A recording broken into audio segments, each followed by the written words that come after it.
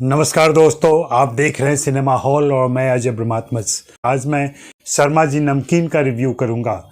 शर्मा जी नमकीन prime video पर प्रवाहित हो रही है, स्ट्रीम हो रही है। बात आगे करूं इसके पहले मैं फिर से याद दिला दूं कि आप सिनेमा हॉल को सब्सक्राइब कर लें और हाँ, buy me a coffee link पर जाकर मेरे लिए कॉफ़ी भी खरीदें। पिछली बार राजेश कुमार ने मेरे लिए 5 कॉफ़ी खरीदी। उन्होंने कोई संदेश नहीं छोड़ा है, उन्हें मैं धन्यवाद देता हूं। आप सभी की तरफ से भी धन्यवाद देता हूं और मैं चाहूँगा कि आप लोग भी उनकी तरह आगे आएं और मेरे लिए कॉफ़ी खरीदें। तो बात कर रहा हूं मैं शर्मा जी नमकीन। शर्मा जी नमकीन हितेश भाटिया की फिल्म है, उनके निर्देशन में बनी फिल्म है। इसके निर्माताओं में जब मैंने सूची देखी तो फरहान अख्तर हैं, रितेश सिधवानी हैं, अभिषेक चौबे हैं, हनी त्रेहन हैं।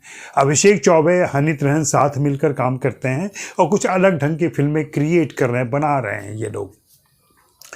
इन चारों को मैं धन्यवाद दूंगा और हितेश भाटिया को भी कि उन्होंने एक उम्दा आइडिया पर काम किया है। रिटायरमेंट सेवानिवृत्ति एक ऐसी व्याधि है, एक ऐसी समाधि है, एक ऐसी अवस्था है, एक ऐसी सिचुएशन है जो हर परिवार में देर से बेर आता ही आता है। कभी हमारे पिता रिटायर हुए थे, आज हम रिटायर हैं, कल कोई और रिटायर होगा, कल मेरा भाई रिटायर होगा, बहन रिटायर होगी, भाभियाँ रिटायर होंगी, दोस्त रिटायर होंगे और हम लोग जिस एज ग्रुप में जा रहे हैं वहाँ तो हमारे सारे करीबी मित्र और रिश्तेदार रिटायर हो रहे हैं जो हम उम्र हैं। तो इस कहानी से एक पर्सनल रिश्ता सा भी बनता है। रिटायरमेंट के बाद क्या रिटायरमेंट के बाद ज़िंदगी ख़त्म हो जाती है या फिर हम अपने बेटे, बहू, बेटी, दामाद, बच्चे इनके पीछे लगे रहते हैं और उनकी चिंताओं को अपनी चिंता बना करके खुद को व्यस्त रखते हैं, या फिर हम उन सारे शौक़ को पूरा करते हैं जो कभी व्यस्तता की वजह से या अपनी नौकरी की वजह से, अपने काम की वजह से हम उस उम्र में नहीं कर पाए जब करना चाहिए था। लेकिन शौक़ तो कभी भी पूरा हो किया जा सकता है। अगर ज़िंदगी है, अगर तमन्ना है, ऊर्जा है और दृढ़ इच्छा शक्ति है तो कोई भी काम किया जा सकता है। शर्मा जी नमकीन कुछ ऐसे ही पहलुओं को लेकर चलती है। दूसरी बात, इस फिल्म के साथ एक भावबोध जुड़ा हुआ है, एक ख़ास इमोशनल कॉर्ड है। वो ये है कि ये ऋषि कपूर की आखिरी फिल्म है। यह फिल्म जब रुक गई थी उनके निधन के कारण तो ऐसा कहा जा रहा था कि या तो ये फिल्म सेल कर दी जाएगी या फिर दूसरे एक्टर को लेकर यह फिल्म पूरी तरह से नहीं बनाई जाएगी। लेकिन फरहान अख्तर ने स्पष्ट किया था कि नहीं, यह ऋषि कपूर के आखिरी फिल्म के तौर पर पूरी की जाएगी। अब सवाल था कि ऋषि कपूर के जो बचे हुए काम हैं उसको कौन पूरा करेगा। इस फिल्म की शुरुआत में, अगर आपने फिल्म देखी हो तो इस फिल्म की शुरुआत में रणबीर कपूर आते हैं। वे बताते हैं कि एक बार सोचा भी गया था कि मैं प्रोस्थेटिक मेकअप करके इस फिल्म को पूरा करूं, लेकिन बात बनी नहीं, हो नहीं पाई बात। फिर इस काम के लिए परेश रावल को बुलाया गया। परेश रावल आया, उन्होंने बड़े खुशी खुशी इस भूमिका को पूरा किया है।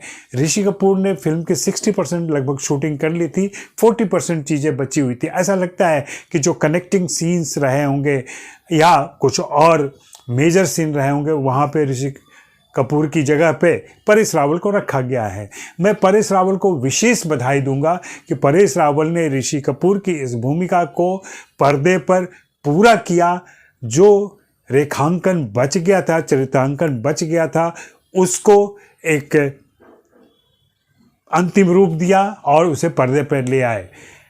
ऋषि कपूर की कोई नकल नहीं की है परेश रावल ने। परेश रावल ने कहीं मिमिक्री नहीं किया, ना वैसा बनने की कोशिश की है। हम परेश रावल को जानते हैं। हेरा फेरी के बाद उन्होंने जो ट्रैक लिया है उसी ट्रैक पे वे यहाँ चलते दिखाई पड़ते हैं। परेश रावल ने ऋषि कपूर की भूमिका को, बची हुई भूमिका को बहुत अच्छे तरीके से निभाया है और ऐसा कहीं झटका नहीं लगता है। हाँ, ये ज़रूर दिखता है कि ऋषि कपूर हैं, अभी परेश रावल हैं, लेकिन मैं निर्देशक और एडिटर दोनों को बधाई दूंगा कि उन्होंने इसको बहुत अच्छे तरीके से जोड़ा है। फिल्म की कहानी सामान्य सी है। शर्मा जी रिटायर हो गए हैं और सुभाष नगर मोहल्ले में रहते हैं। उनके आसपास चड्ढा जी हैं और दूसरे उनके मित्र हैं जो उनको सलाह दिया करते हैं। अब रिटायरमेंट के बाद उनकी यही भूमिका रह गई कि वे अपने बच्चों के लिए खाना बनाएं, टिफ़िन बनाएं, घर की सारी ज़रूरतें देखें, पेंशन के पैसे से सारे बिल अदा करें, क्योंकि उनके बच्चे अभी नौकरी में नहीं है। एक बड़े बेटे को नौकरी लगी है लेकिन छोटे को अभी नहीं लगी है। इन सभी के बीच चड्ढा की सलाह पर वे खाना बनाना शुरू करते हैं बाहर जा कर के। एक किटी पार्टी के लिए खाना बनाते हैं और फिर वहाँ वो इतने पॉपुलर हो जाते हैं कि किटी पार्टी की महिलाएं उन्हें बुलाने लगती हैं और एक एक करके ये सिलसिला चल जाता है। लेकिन जब यह भेद खुलता है घर में तो बच्चों को शर्मिंदगी महसूस होती है, लेकिन शर्मा जी तय करते हैं कि नहीं, इसमें कोई शर्मिंदगी की बात नहीं है, क्योंकि मैं एक बेहतरीन अपना शौक़ पूरा कर रहा हूँ। और यह शौक़ हम सभी की ज़िंदगी में बचा रह जाता है जो अपने काम के दिनों में, व्यस्तता के दिनों में हम नहीं कर पाते हैं। हाँ, रिटायरमेंट के बाद वो सारे शौक़ पूरे किए जा सकते हैं। तो मैं हितेश भाटिया, अभिषेक चौबे, हनी त्रेहन, फरहान अख्तर, रितेश सिद्धवानी सभी को धन्यवाद दूंगा। साथ में परेश रावल को विशेष रूप से धन्यवाद दूंगा कि उन्होंने इस बचे हुए काम को पूरा किया और अच्छे तरीके से फिल्म को रिलीज़ की है। यह फिल्म हल्की फुल्की, थोड़े से हंसी खुशी के साथ हमारे सामने पेश करती है और अच्छी लगती है। तो आप देखते रहें cinema hall. Buy me a coffee link पर जाकर कॉफ़ी भी खरीदें। मेरे साथ बने रहें, जुड़े रहें। शुक्रिया, मेहरबानी, धन्यवाद। फिर मिलेंगे।